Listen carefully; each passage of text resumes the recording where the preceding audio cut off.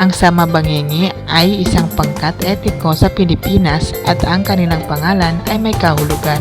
Ang sama ay nangangahulugang tao sa kanilang wika, samantala ang bangingi ay maaaring maipaliwanag bilang naglalayag o taga-dagat. Kaya sa pangkalahatan, ang sama-bangingi ay maaaring isalin bilang taong naglalayag o taong taga-dagat. Ang mga sama-bangingi ay matatagpuan sa Sulu Archipelago sa Pilipinas, partikular sa mga pulot ng Sulu at Tawi-Tawi. Sila ay naninirahan sa mga baybaying lugar at mga isla sa timog Pilipinas patungo sa Borneo. Ang kanilang mga komunidad ay kadalasang malapit sa dalampasigan. Ang tradisyonal na kasuotan ng sama-bangingi ay kilala sa kanyang makukulay na damit at mga dekorasyon. Karaniwang kasama sa kasuotan ang mga blusang may Muslim na disenyo. Ang tepo o banig ay isang mahalagang bahagi ng pamumuhay at tradisyon. Ito ay isang uri ng banig na gawa sa mga dahon ng niyog o iba pang halamang pandikit.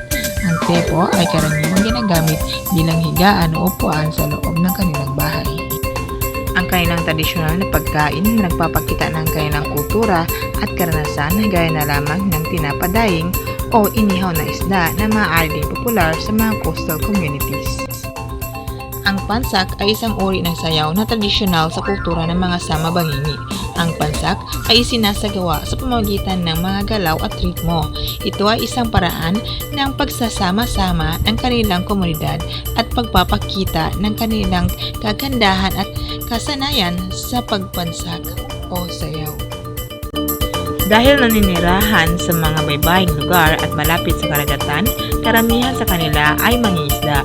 Ang pangingisda ay hindi lamang isang hanap buhay para sa kanila, kundi naging bahagi na rin ng kanilang kultura at tradisyon bilang mga taga-dagat.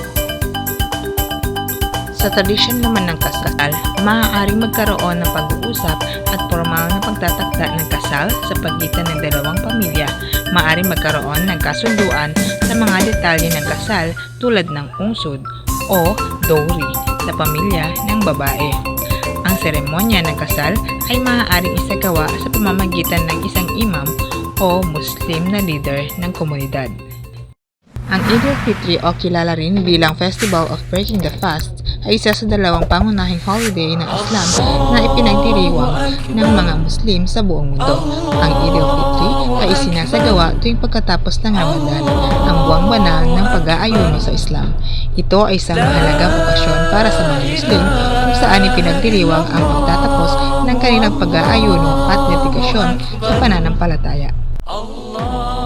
Ang Eid al-Adha ay kilala rin bilang Festival of Sacrifice, ay isa pang mahalagang holiday sa Islam na ipinagdiriwang ng mga Muslim sa buong mundo.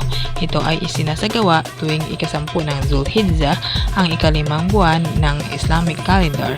Ang Eid al-Adha ay nagpapahayag ng kahalagahan ng pananampalataya at pagtitiwala sa Allah Subhanahu wa Ta'ala, at ito ay nagpapakita rin ng pagsunod sa iniwan ni Propeta Ibrahim at Ismail sa Quran.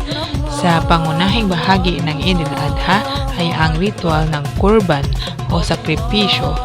Ang karne ng kambing ay hinahati-hati at ipinamamahagi sa may hirap at nangangailangan. Kaya kung ito ay tawagin ay sadaqah.